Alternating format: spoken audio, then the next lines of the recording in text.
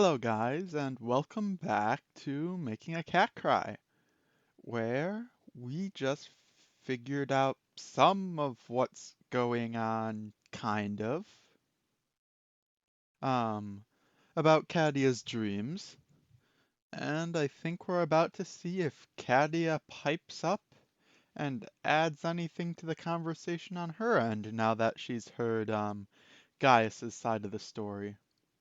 There might also still be a little bit more dialogue with Gaius. Katia, break down excitedly, oblivious to anything else happening in your surroundings, to tell Gaius of how your own dreams have spoken to you, sort of. That was a long story. I'm pretty sure that dream thief thing talked to me last night.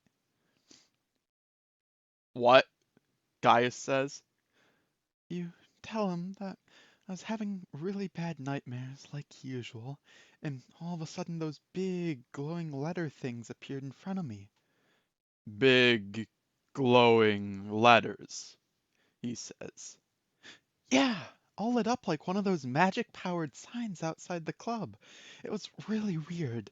They basically just told me to stop being afraid. Big, glowing letters just appeared and told you to stop being afraid. You nod. What do you think it could mean? Do you think that somehow could be like a cure for our nightmares? Do you think...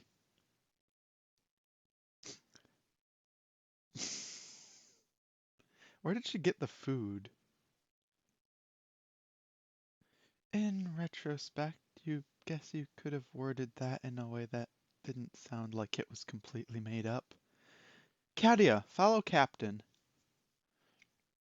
Go apologize and insist that it's true, young Missy. You're not mocking him. Seriously big letters. Show your trust face. Tactlessly trail after that good captain. You've already messed up this conversation pretty bad. You could follow him and try to explain yourself, but you suspect that would just make things worse. For now, it's probably best to let him be. Chasing after someone who wants to get away from you is never a good idea. If you leave him alone a bit, though, maybe he'll realize you weren't just mocking him this time. He's still your one lead on your nightmares, and you don't want to make him hate you. I mean, any more than he already does. Right now, you should focus on your more immediate, personal problems.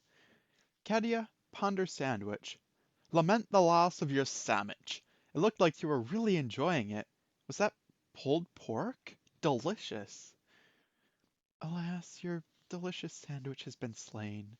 Gaius's blow sent it sprawling from your hand and onto the dusty grass, where its saucy, porcine contents splattered forth from its fleshy, baked body. It didn't stand a chance. The sandwich has been rendered completely inedible. You eat it anyways. Yeah, just kidding. You're poor.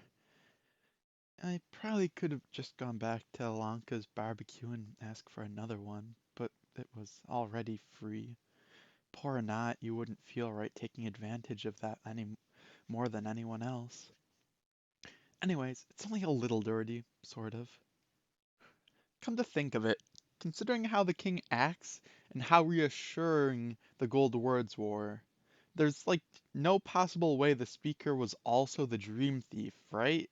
Or at least not the same guy setting the dreams up. Why would he torment you for 16 years and then act all chummy now? It just doesn't make much sense. No wonder guys thought you were making fun of him.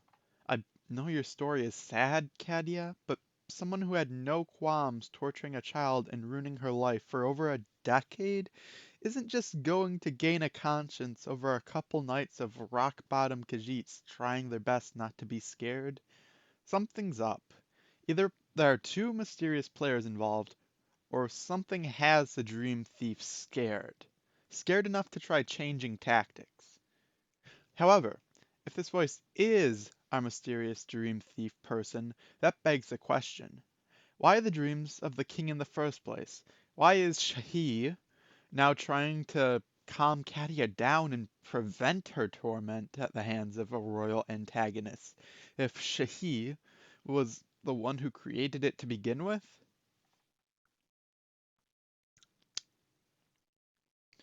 Uh, to be honest, I find all of the implications of Gaius's story kind of discouraging. I'm trying not to think about it too hard or let it get me down, but the fact that there is someone behind my nightmares means this is more than a simple affliction that'll go away if I get like the right potion. It means there's someone out there, probably something more powerful than Daedric Princes of Nightmares that wants me to suffer. And I can't even do anything about it when people want me to suffer.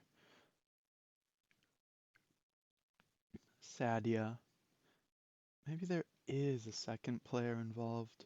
Some god or Daedra I tried praying 2 years ago finally worked their way down to the bottom of the list they had. Even then, it means things are completely out of my control. A quarrel between beings greater than me, and all I can do is just kind of wait and hope for the best.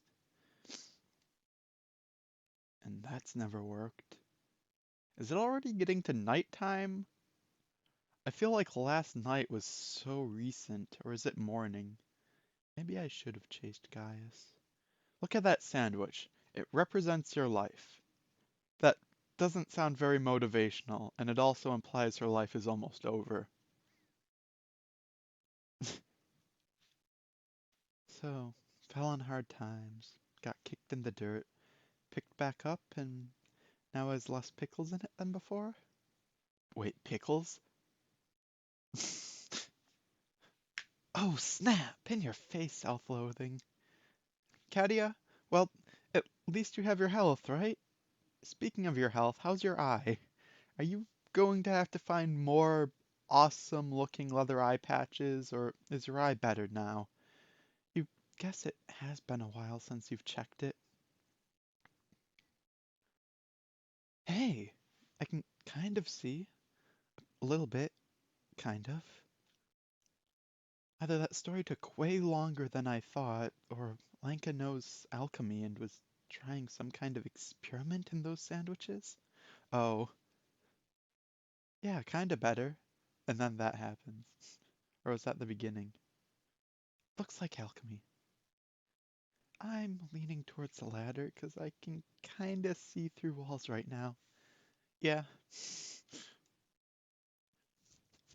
Katia, spy on Sigrid with newly found mystic eyes of X-ray vision? Nah, sounds too bland. Call your newfound ability Eagle Vision.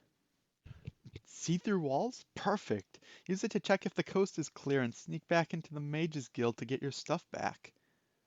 Look in on the shopkeeper's second floor and count the imps. Spy on Gaius to find out what he's thinking. Wait, I don't think that's how X-ray vision works. Find someone to look at. Perhaps you could use this possibility to earn some money. As nice as that would be, I'm pretty sure seeing through walls is not the same thing as being able to walk through locked doors, or to see people's thoughts, or see money out of people. However it works, scouting the imps in Tavia's attic could be kind of useful. If it's just one, I could maybe Eye of Fear it, but that's pretty far away, and it looks like my, eagle vision is already wearing off. We do have a full skeleton. Doesn't go through her own head, which makes sense. Only goes down to here, probably because that's in our line of sight. And there's a dead animal. Okay. And it's gone. Well, now you've got the next step. Ask Lenka about alchemy.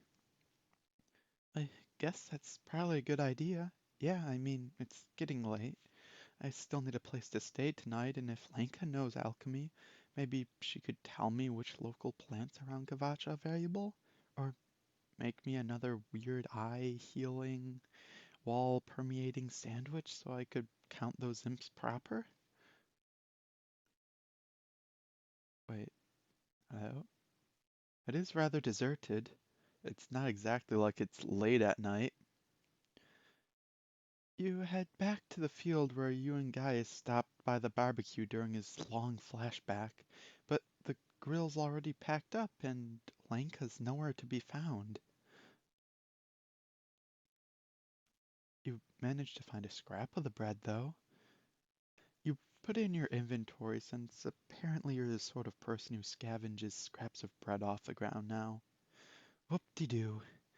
Katia, if someone or multiple someones are involved in your nightmares, that means you're important. Think of it this way. If some powerful being is going through the trouble of intruding on the domain of a Daedra, why would they target a seemingly unimportant, impoverished Khajiit? Seems like it would be a lot of wasted energy when they could target someone like a lord or a military commander or someone wealthy. People would obvi people with obvious influence, but they're targeting you of all people. That means that, even if you may not seem to have control at this time, you're still pretty important. You might even get your name mentioned in a book in the future or brought up during a class for training mages in the future, so you've got something to take pride in. You, I know I've said this before, but I really don't want to talk about this or think about it. It doesn't feel like I'm important. If anything, it just reminds me that nearly everything is out of my control. I used to at least be able to blame myself, to keep telling myself that it was my fault, and that if I lived life a little bit differently, things could have changed for me, but I couldn't be happy.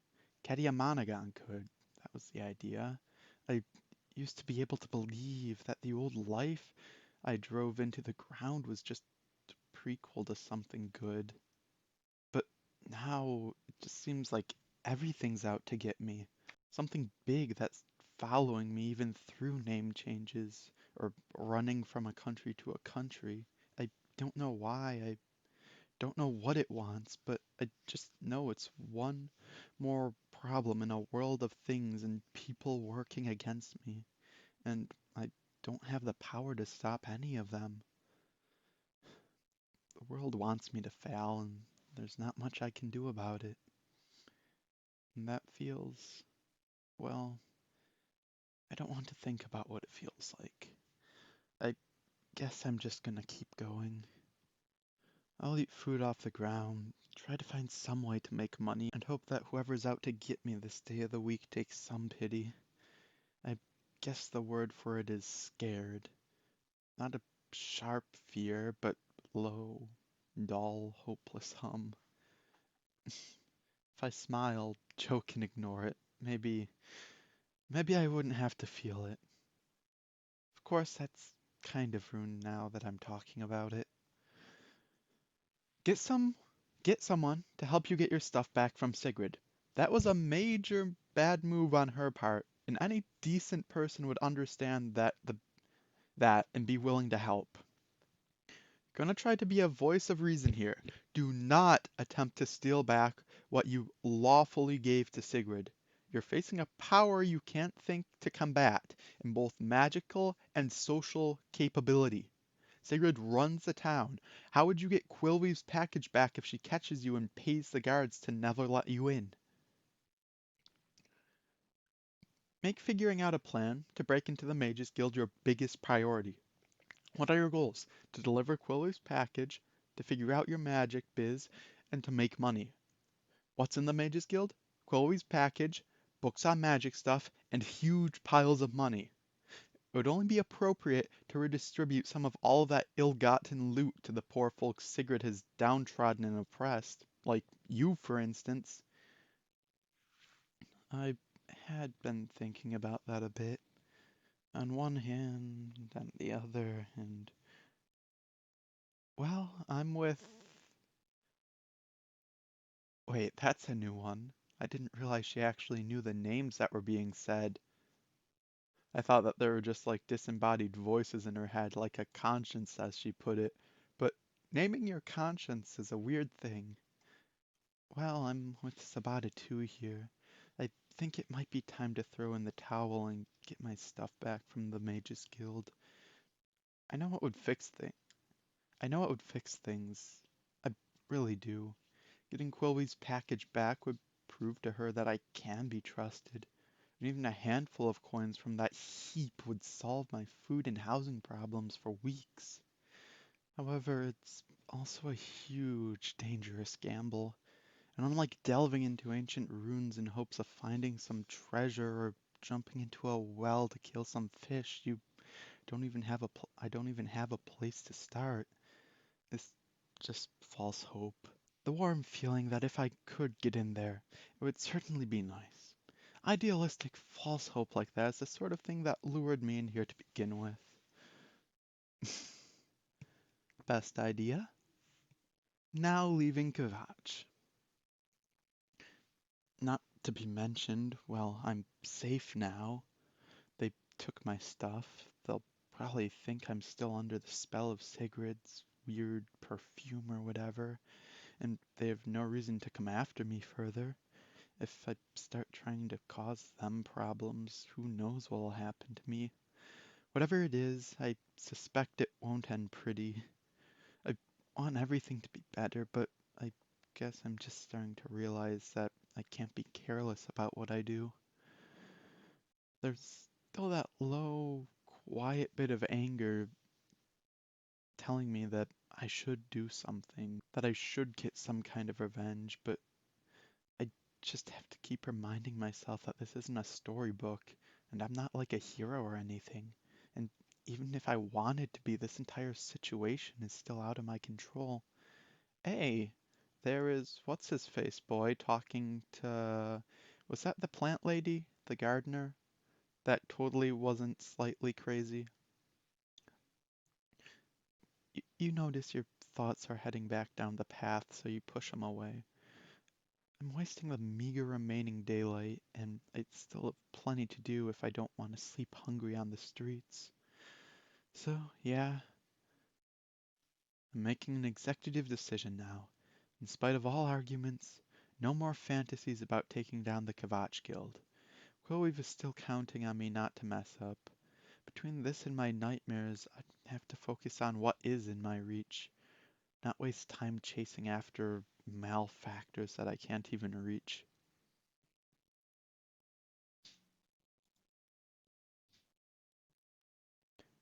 Hey, Katia, who's that mysterious black in the background? Slow head turn. Yeah. Oh no, that's not the woman. That's the guy, but drawn from a real far distance, so he's too pixelated for me to recognize. Oh, you notice each other. Hey, it's Steve! Just a dozen yards behind you. How about walking over to him and seeing what he's doing? Maybe exchange a few friendly words with each other while you're at it. I'm not sure how you should confront him, if at all. You can't be certain that they think the spell still works on you. Okay, don't be a hero, be a beggar. Go over and tell that dark-robed guy and beg him for the package back. That's all you want. Say it's not worth anything to them. Any of your other worthless belongings would be icing on the cake, really. Well, they noticed each other.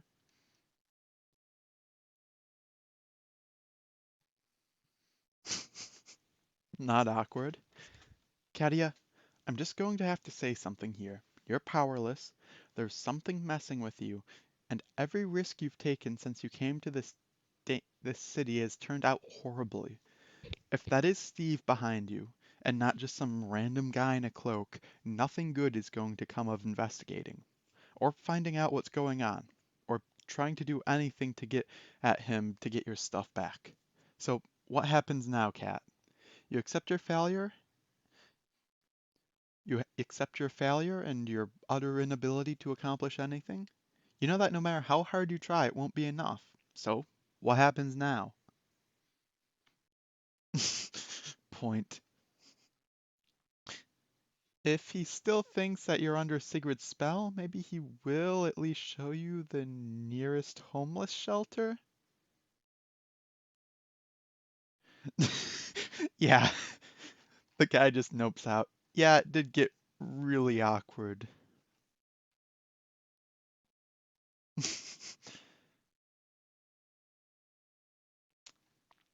Katia, go over and talk. Katia, look behind you, see the priest guy from the Mages Guild, and regain desire for getting your stuff back. And clean up this mess you're currently in. Tackle him and demand answers. Oh, okay, maybe tackling him isn't the best idea, but at least go over and talk to him. This could be like your chance. Okay, tackling him. Wait. Tackling him.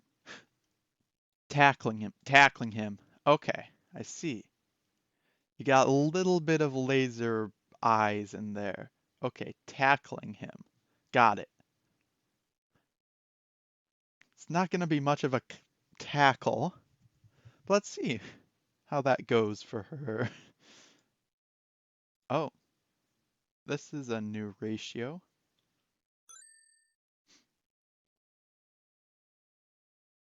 Oh, wait. Actual controls? Wait, do I gotta click on it? Oh.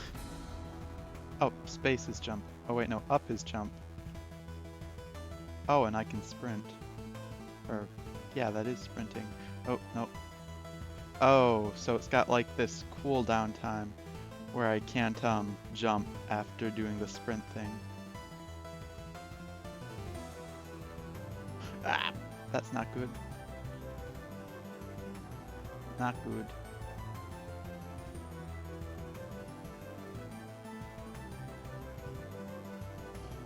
This is harder than you think because of how laggy the controls are. Oh, that's push. My cabbages! I did not realize I could just walk through the cabbages. Okay, I think he just speeds up anytime I get close to him. Oh, oh, this is weird. Oh, I can turn around. I did not realize that was an option.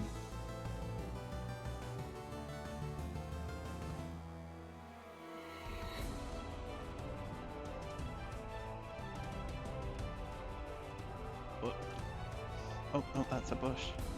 Wow, this is hard. Okay. That's how you do it. Okay. That was probably scripted. 85 seconds. I could probably get in under a minute with some practice. But, anyways, no, not gonna do some practice. But she actually did do it. That's a first. Let's see if she actually did it. The guard tells you that throwing rocks at people, well, technically legal under Cyrodiilic laws, is kind of rude and you shouldn't do it. Oh, you tell her sorry and I won't let it happen again. And pounce. Surprised it actually worked out. Katia hold his arms to the ground. Yeah, you just took him down with a rock to the face, but it's easy to assume he's still a better mage than you. Awesome, now silence him with your amulet. Katia, show him that nobody messes around with Katia Monaghan. Give him the toughest, meanest look a Khajiit can give, accidentally eyes of fears him. Make him quiver in fear. Now, ask them who they are and what their connection to Sigurd is. What? Okay, okay, Stephen notes, as as he gathers that you are certainly very mad about something. It's probably something significant that Sigrid can work out pretty easily, right? Sigrid is pretty great. We should go talk to her about this whole situation. You remind him that you tried talking to Sigrid. All that came out of it was getting mind controlled, robbed, and thrown out onto the streets. All right, all right. Wow, you actually. Yes. He was slightly worried that this was what you were referring to. I don't take kindly to being someone's pawn. Katia Monaghan doesn't take kindly to that. I want to know what's going on with the Kvatch Mages Guild. How do I get my stuff back from Sigrid? And who the heck is he? And what role is he playing in this evil mind controllery? And I want all of that now. Stefan assures you that he's just an ordinary priest from the Temple of Akatosh. You could go to the Temple of Akatosh, right over there, and ask them. BS, you say. An ordinary priest doesn't lure people into some weird necromancer den and rob them blind. He points out that he didn't actually. You cut him off and say that you're onto him. I bet he really just brainwashed into everyone into thinking he's a priest. What with his weird wizardy mind warpy stuff, and he's really some kind of creepy evil necromancer vampire slow thing. I bet that's what this creepy hood is for. I bet it somehow hides your evilness. I bet if I take it off, you'll melt in the sun or something from being such an evil meanie. No, he's probably just a normal guy at the very least. Huh, nice locks. If you're quite done playing around, Stefan says, then you ought to let me get up so the two of us can properly discuss your newfound theories.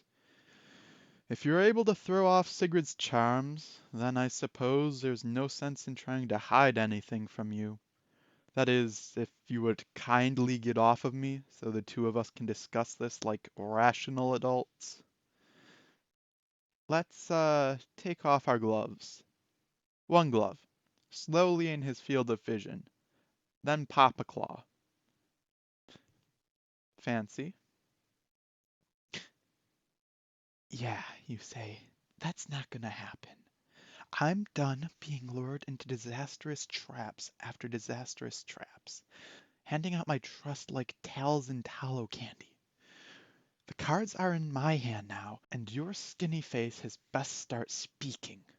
That is unless you'd like some extra mouths to make it easier. Guard peers over. This is actually rather intimidating.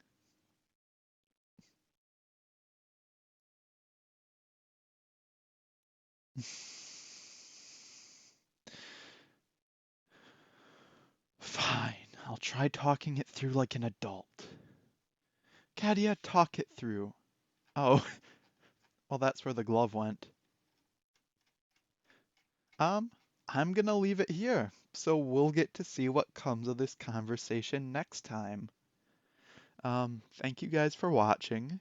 This has certainly taken a turn.